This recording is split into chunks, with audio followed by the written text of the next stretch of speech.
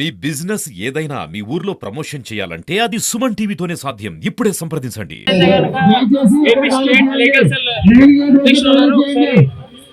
VS Naidu గారు అయితే మాట్లాడి మరిన్ని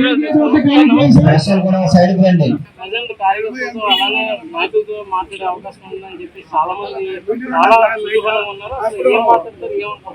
ఎందుకంటే 5 ఏళ్ళు పోరాటం తర్వాత ఆర్థిక పరిస్థితి ఎలా ఉన్నప్పుడు కూడా మనం ఇచ్చిన హామీలన్నీ కూడా నెరవేరుస్తూ ఇవాళ ప్రభుత్వం ఏడాది పూర్తి చేసుకుంది. ఆ సందర్భంగా ఏంటంటే ఈ జిల్లాలో కార్యకర్తలను కలవాలన్నది పార్టీని ప్రభుత్వాన్ని రెండింటినీ ముందుకెళ్లాలని ఆలోచన వాళ్ళ కేడర్ తో మీటింగ్ ఏర్పడటం, మళ్ళీ ప్రభుత్వం ఇంప్లిమెంట్ చేసే ప్రోగ్రామ్స్ కానివ్వండి, నామినేట్ పోస్టులు కానివ్వండి, ఇవన్నీ కూడా అడ్మినిస్ట్రేషన్ తో సహా వెల్ఫేర్ ప్రోగ్రామ్స్ అన్నింటినీ కూడా సమన్వయం చేయడం కోసం కేడర్ తో కూడా ఇది ఒక షాడో మీటింగ్ పెట్టుకోవడం జరిగింది.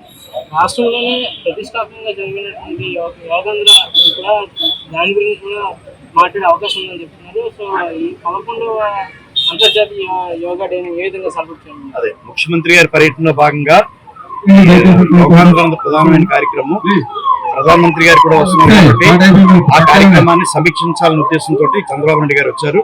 ఆ ఏర్పాట్లన్నీ కూడా ఉదయం నుండి కూడా ఆయన సమీక్షించడం జరిగింది. ఇప్పుడు కూడా ఏ గ్రౌండ్స్ లో ఉన్నారు.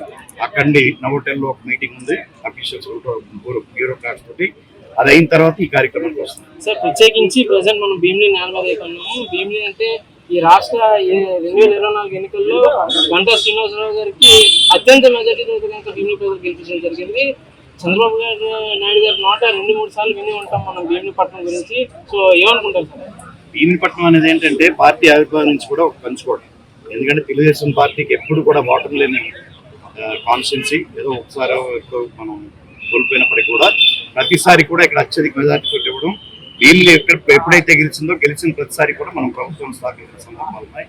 కాబట్టి ఏంటంటే భీమిలి కూడా రాజకీయంగా ప్రాధాన్యత కలిగిన కాన్స్టిట్యున్సీ కాబట్టి, పెద్ద కాన్స్టిట్యున్సీ, రాష్ట్రంలో పెద్ద కాన్స్టిట్యున్సీ కాబట్టి ఇక్కడ కూడా మన గంటా శ్రీనివాసరావు గారి ఆధ్వర్యంలో వెల్ఫేర్ యాక్టివిటీస్ అన్ని బాగానే జరుగుతూ ఉన్నాయి. కాబట్టి ఏంటంటే భీమిలికి కూడా మంచి భవిష్యత్తు ఉంటుందని చెప్పేసి నేను భావిస్తున్నాను. కారణం ఏంటంటే ఇక్కడ అనేక రకంగా డెవలప్మెంట్కి అవకాశం ఉన్న కాన్స్టిట్యున్సీ, ఇక్కడ ఐటీ సెల్స్ కానీ ఇవన్నీ అనేక పరిశ్రమలు అన్ని ఏర్పడే అవకాశం కూడా ఉందని నేను భావిస్తున్నాను.